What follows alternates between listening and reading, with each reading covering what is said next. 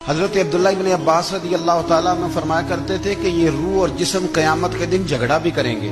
روح کہے گی یا اللہ میں نے تو کچھ نہیں کیا، مجھے تو نہ بھوک لگتی تھی نہ پیاس لگتی تھی نہ میرے اندر نفس کی خواہشیں تھیں، یہ تو جسم سارا کچھ کھاتا پیتا تھا، جو کیا اسی نے کیا۔ تو جسم عرض کرے گا اے اللہ اگر میرے اندر روح ہی نہ ہوتی تو میں کسی قابل تھا؟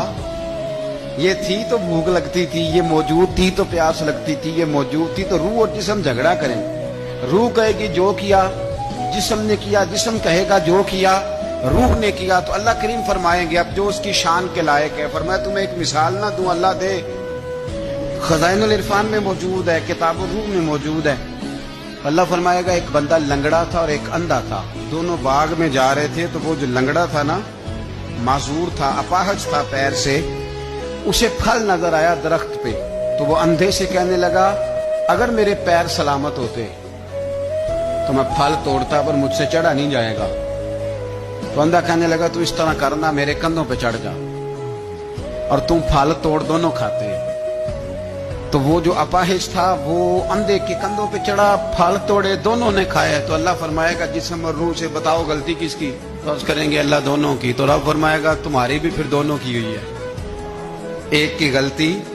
تو جسم اور روح کا رشتہ ہے، ارواح پہلے سے موجود تھیں۔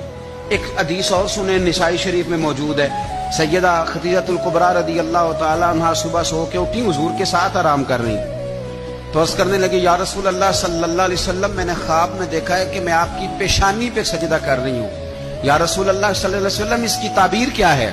تو نبی پاک صلی اللہ علیہ وسلم نے فرمایا خدیجہ جسم تو تیرا یہی تھا اور تو میرے پاس ہی تھی۔ گویا حضور فرمانے لگے یہ جو خواب میں تو مجھے ملی ہے اور خواب میں تو میری پیشانی پہ سجدہ کر رہی ہے، تو یہ میری روح تیری روح سے ملاقات کر رہی ہے۔ تو روحیں پہلے سے موجود تھیں۔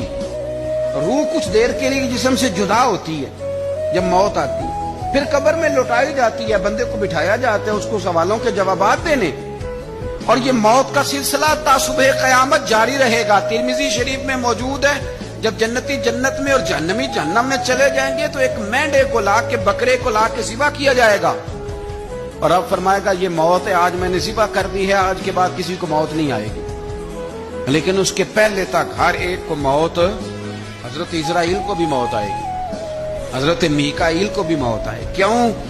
اس لیے کہ اگر تھوڑی دیر کے لیے یہ موت کا ذائقہ مدینے والے رسول کی بارگاہ میں آیا ہے، اگر وہاں آیا ہے تو پھر کوئی بچے گا نہیں، اگر ان کے قدموں کو چومنے آئی ہے تو پھر یہ ہر جگہ آئے۔ أعوذ بالله من الشيطان الرجيم الله لا إله إلا هو الحي القيوم لا تأخذه سنة ولا نوم له ما في السماوات وما في الأرض من ذا الذي يشفع عنده إلا بإذنه يعلم ما بين أيديهم وما خلفهم ولا يحيطون بشيء من علمه إلا بما شاء وسع كرسيه السماوات والأرض ولا يعود حفظهما وهو العلي العظيم